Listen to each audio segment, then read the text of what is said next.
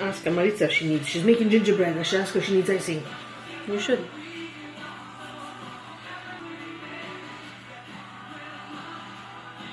Oh, this one broke. You piece of shit.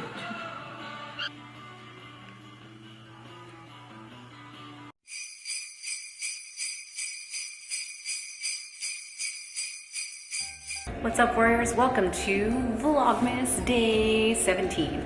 I just finished 2 hours of like boxing drills, which includes like spinning, skipping, hitting the bag, doing like focus minutes, all that kind of stuff. So I'm a bit of like a mess right now, but I'm a happy mess and a very accomplished mess. So yay, good things. So if you're watching this, I am most likely playing stuff in the background. I helped my mom.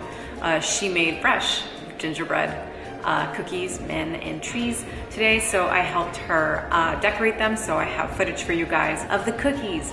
And in the meantime, I figured since Vlogmas is kind of like an opportunity for you guys to get to know me a little bit better, I figured I would do a video that involves 10 embarrassing little facts or stories about me that you guys might enjoy. You might not enjoy, but who knows? I'm gonna tell them to you anyway. So fact number 1, I cannot tell left from right. Well, like I can tell, but it takes me a little bit of time, and like oftentimes I have to like look for my watch and for that to process like, oh yeah, that's left. I'm actually really glad that when I'm boxing, he's not saying like left, right for the hits, because like I'd be completely lost. I'm very glad we use a number system. Number 2, in grade 6 / like a good chunk of high school, I kind of sort of believed, I had an obsession with Buffy the Vampire Slayer, and I kind of believed that I was the next Slayer. And so that kind of kept me really fit, because I literally, like, I would train with my friends, and we would spend like countless hours like in the library looking up books and like researching all kinds of things. And I remember we strapped pillows to my friends, and I like kicked the shit out of her. And like every time I'd be on the metro and I would see some like well-dressed older man with like a briefcase, I was like, this is it, my calling. And then of course he would never approach me. So yeah.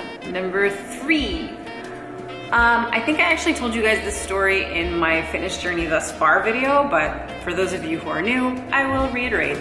There was a time where my business wasn't doing very well. I didn't have a whole lot of money, and I just happened to be out that day. It was a really long day. I didn't have any food on me, and I actually had no money. I thought I was gonna be getting paid that day, and that particular client didn't pay me. I had like $1.30 something in my name, and I was like, well, maybe I can find something at the dollar store to eat.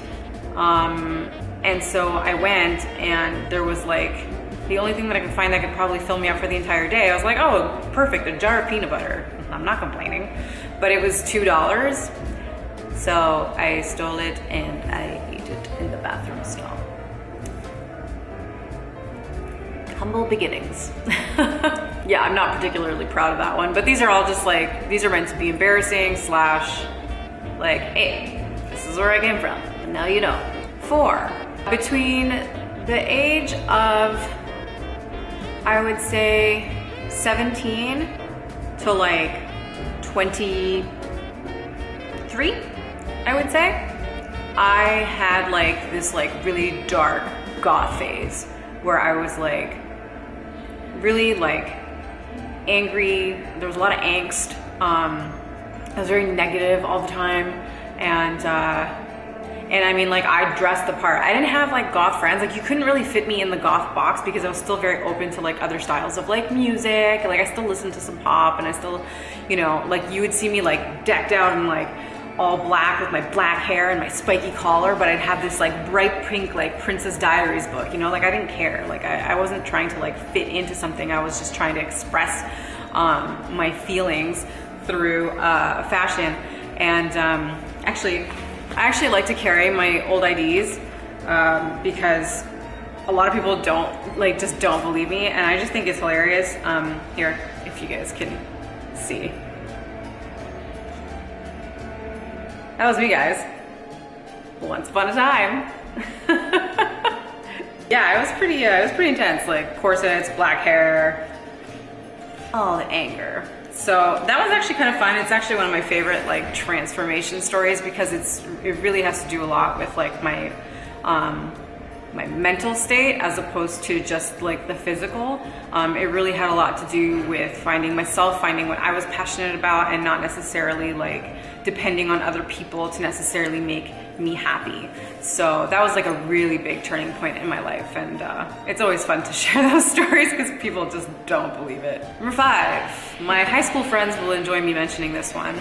Back in high school, I used to wear this like scrunchie all the time. It was a South Park scrunchie. It had all of like the little characters on it, and the scrunchie was white, but I wore it for a very long time, and gradually it started to change color. It started to get kind of gray. And my friends, you know, instead of just being like, hey, Soph, that scrunchie's turning colors, you should probably change it. They kind of like decided to play games because girls are mean like that. So they pulled it out of my hair and they kind of like tossing it back and forth between each other, and like I was trying to catch it from them, and I couldn't because I'm little. And then my friend took it and she like ran into the public bathroom stall to hide, I guess, from me. And so she closed the door, she locked it, and she stood up on the toilet, and she was kind of like holding on to the sides and like waving the scrunchie into the air. You know, I got it kind of style. And being the tough vampire slayer that I was, I busted the door down with my foot. I like kicked it open, you know, out of sheer determination to get my scrunchie, and the door like flung open on her arm, and I broke her arm. This one's embarrassing because I look back and I still feel really horrible now that I've worked in the service industry before. Once when I was like really young, like I think I was 12 years old. I had gone to like a really like a small like a mini mall with a couple of friends, and there was like this little, it wasn't like a sit down restaurant, it was just more like, I want to say it was like a diner, but it was like in the middle of a mall basically, where people can just like sit there, eat, and like go away. And these people left their tip on the table, and I mean, it's not like a very expensive like place, so it was probably like $1 or something, and I didn't realize that was tip, as like I was still very young and pretty sheltered. I don't think I'd ever gone out to eat on my own at that point yet, and so I just thought people forgot their change. So I took it and I used it to buy candy, because what else do you do when you're like super young and innocent? And I look back on that day and I was like, damn, I like stole someone's tip. So I felt like really bad about that. I might have screwed up their day just a bit, but I feel bad. Number 7, I have a couple of like random fears. Some of them are like not like uncommon, like the fear of like dolls. Clowns make me kind of uncomfortable, but they're like, I wouldn't say they're fears, I just get really uncomfortable around them. But there is one that's kind of funny. I don't like wet face cloths. Like I can't touch them. I have a hard time like handling them. Like I really just don't like wet cloths. Like I just don't. And the reason for that was when I was really young, I was like washing my face. I don't remember why. But I was washing my face and there just happened to be a wet face cloth next to the sink. So I took it to, I don't know, wash my face. And it turns out that was the cloth that my mom was using for, I think it was like my brother when she was changing his diapers. So since then, I just don't touch wet cloths. I just don't. Yeah, they make me uncomfortable now, and it's like icky and blah. Oh, when I was really young, like I'm thinking maybe like 4 years old, I wasn't convinced that I was a dog. I might have been convinced that I was a dog in a past life, but I loved And to this day, I still love animals. I loved dogs when I was really, really young. And we used to have a dog, but he kind of ran away. So I think maybe this was like a way of me dealing with it. I don't know. But like I literally taught myself how to bark like accurately. Like people thought there was a dog barking when I would do it. I could never even dream of trying to do it now. Like no.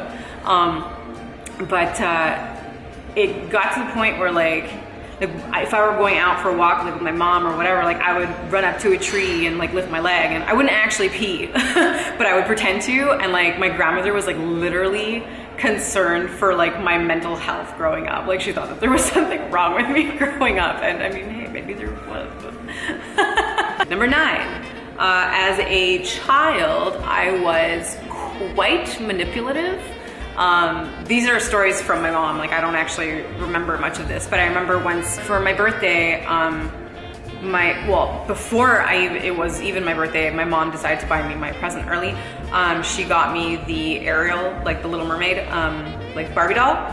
But she told me that I can have it early, but she had to stay in the box until my birthday. Well, that's no fun, right? So you know, like the twist ties that they used to have the Barbie in against the box? Well, there was one around her neck. So I made this huge like drama scene about how she's choking and she's gonna die, and I got my way eventually. I also once convinced a boy, I was at somebody's baptism, I don't know what the event was, but I wanted to know what was inside all the presents for this party, and so I convinced a little boy to open them up for me. Again, these are stories that I've heard of myself and not, yeah, I thought it was kind of, I was like, wow, what a bitch. Last but not least, I used to have a very heavy Greek accent. And it still comes out every once in a while depending on who I'm hanging out with, or if I'm getting into like a really heated conversation and I'm getting like almost mad, it comes out. But yeah, I used to have like a really, really heavy Greek accent, and I used to go to elementary school with like a bunch of Greek kids. Well, I went to a Greek elementary school, and I remember like as I got older and I started watching, like we were watching home videos or something, and I heard myself speak, and I was like, oh my god, like I sound like a boy, and I was so embarrassed, and I hated the sound of my voice. So this was around the time during that, like, this all kind of ties in together. This was kind of during like the Slayer phase, where in order to get rid of my accent, I mimicked her speech for the longest time. And I mean, like, the show was on every week, so like I would get like a refresh. It was like a class almost every single time, and I literally taught myself to get rid of the accent. So like now, I mean, you probably hear it every once in a while, like in videos or whatever, like it will come out, and it's nothing that I'm like ashamed of now, like especially because it's so subtle. But I'm really glad I did it because as some of you already know, like I got into musical theater and all that kind of stuff. So like when I'm on stage, like I really don't want that. And I've had many people comment that there's like literally no trace of an accent when I'm on stage. So that was kind of a cool accomplishment. That's not really an embarrassing story, but yay. Anyway, so those are my 10 random non-fitness related embarrassing, fun stories, whatever you want to call them. And I hope you enjoyed them because I enjoyed sharing them with you guys. I feel like we're that much closer now. So that'll be it for Vlogmas number 17. Thank you all so much for watching. It means so much to me. You have no idea. I cherish each and every one of you. So on your way out, don't forget to give the video a thumbs up. Leave some suggestions in the comments below. Follow me on all my social media. Subscribe to my channel if you haven't already. And I will catch you guys tomorrow.